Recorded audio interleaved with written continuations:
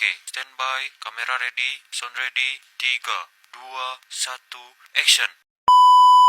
Halo teman-teman, perkenalkan kami dari kelompok 6 ingin menjelaskan tentang smartwatch, kegunaannya di dalam teknologi informasi bisnis. Perkenalkan, nama saya Ranti Firia. Perkenalkan, nama saya Isbegea. Perkenalkan, nama saya Fitri Yadin Adila Hermawan. Perkenalkan, nama saya Angel Natalia Dievo. Perkenalkan, nama saya Dena Herita.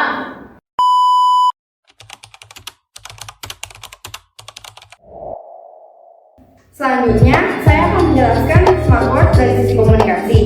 Bagaimana jam menerima panggilan, menjalankan perintah suara, dan berkomunikasi dengan ponsel.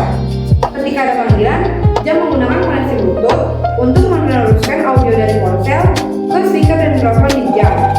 Secara teknis, profil audio seperti HFP atau HSP mengatur aliran suara sehingga Anda bisa menjawab tanpa menyentuh ponsel. Untuk perintah suara, beberapa perintah diproses langsung di jam. Sementara perintah yang lebih kompleks dikirim ke ponsel atau cloud untuk pengenalan suara yang lebih akurat. Selanjutnya saya akan menjelaskan kegunaan smartwatch dari sisi kesehatan. Kita mulai dari detak jantung, oksigen, hingga ke pelacakan tidur. Semua ini dirancang untuk memberikan gambaran kondisi tubuh sehari-hari. Yang pertama, detak jantung. Detak jantung diukur dengan VPG atau photopletysmography. Prosesnya itu LED akan memancarkan cahaya berkulit, lalu fotodioda itu akan membaca cahaya yang dipantulkan pada saat darah mengalir, sehingga intensitas pantulannya itu akan berubah sesuai dengan denyut nadi yang ada di tangan. Sinyal analog itu akan dikonversikan ke digital, lalu algoritma akan menyaring gangguan seperti gerakan atau cahaya di sekitar untuk menghasilkan nilai BPM yang stabil. Yang kedua, SPO2 atau saturasi oksigen perifer. SPO2 ini memakai dua panjang gelombang, yaitu cahaya LED merah dan inframerah. Presentasi hemoglobin dalam darah yang kaya akan oksigen akan menyerap cahaya berbeda dibanding dengan yang kurang oksigen. Melalui hal ini, jam akan membaca rasio penyerapan antara kedua gelombang itu, lalu menghitung estimasi presentasi oksigen dalam darah, sehingga hasilnya akan diproses oleh algoritma untuk mengurangi noise gerakan, sehingga pada saat tangan bergerak atau pembacaan ditunda sampai dalam posisi yang stabil. Terus yang selanjutnya, sleep tracking. Pelacakan tidur itu akan menggabungkan data dari denyut jantung dan akselerometer.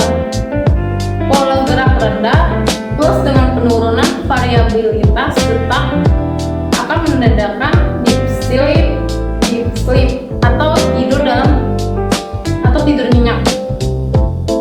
Gerakan lebih banyak dan variabilitas berbeda menandakan light sleep atau tidur ringan atau bisa terbangun oleh gangguan.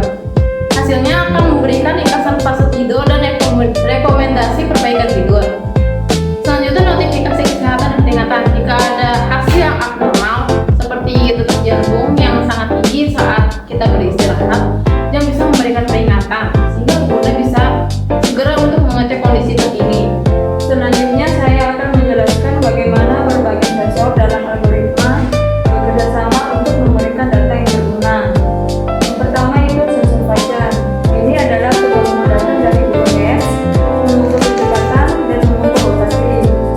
Algoritma menggabungkan ketiganya untuk mengurangi error GPS, memperkirakan langkah saksi jalan, dan memperbaiki aplikasi kita.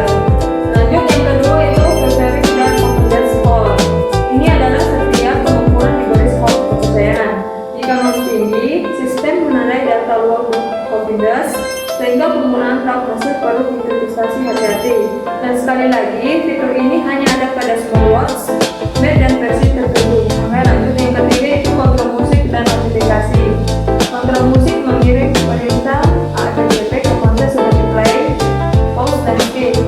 Notifikasi jenis kontak lewat Bluetooth. Notifikasi yang terdapat di HP jika bisa muncul atau dapat diakses di smartwatch yang perlu izin notifikasi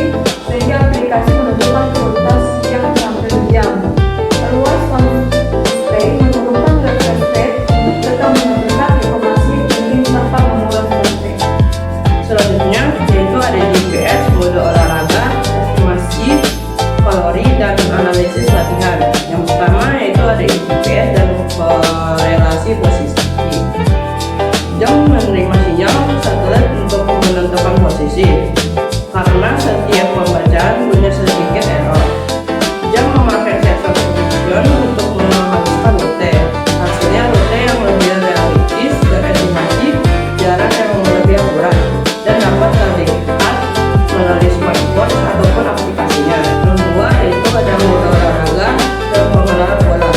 Tentang mode olahraga punya pola gerak khas. Contohnya berenang. Jam akan mendeteksi pola ayunan tangan dan periode istirahat antar putaran. Yang selanjutnya berlari. Jam akan mendeteksi pola langkah dan frekuensi. Bersepeda. Jam akan mendeteksi ritme gerakan tubuh. Algoritma mengenali pola untuk menghitung metrik spesifik seperti lap count, stroke count, atau kinetic estimasi. Yang ketiga yaitu estimasi kalori dan zona latihan. Estimasi kalori dihitung dari estimasi gerak, durasi, dan profil pengguna. Zona detak jantung membantu menentukan apakah latihan bersifat pembakaran lemak, aerobik, ataupun anaerobik. Dan yang terakhir yaitu ringkasan dan sinkronisasi. Setelah latihan, data disinkronkan ke aplikasi untuk analisis jangka panjang. Beberapa diantaranya adalah proses mingguan, beban latihan, dan rekomendasi recovery. Selanjutnya saya akan membahas fitur yang membuat jam nyaman dipakai sehari-hari. Water Study. Pemirsa diketahui memakai induksi elektromagnetik koil yang terdapat di dok menghasilkan medan magnet sehingga koil yang ada pada jam akan membuat medan itu menjadi arus listrik untuk mengisi baterai. Ini menghilangkan kebutuhan port fisik sehingga lebih tahan lama. Waterproof dan peringatan. Desain saling mencegah masuknya air pada level tertentu sehingga aman untuk hujan dan berenang ringan. Namun hindari paparan air panas atau tekanan tinggi yang bisa merusak sel. Tips penggunaan sehari-hari: pakai jam tangan pas, bersihkan sensor secara berkala, perbarui firmware untuk kebaikan algoritma, dan menggunakan data sebagai panduan bukan diagnosis medis. Sekian penjelasan mengenai smartwatch dari kelompok kami. Semoga apa yang kami sampaikan bisa bermanfaat dan menambah ilmu pengetahuan teman-teman semua. Terima kasih telah menonton video kami. Sampai jumpa. Bye.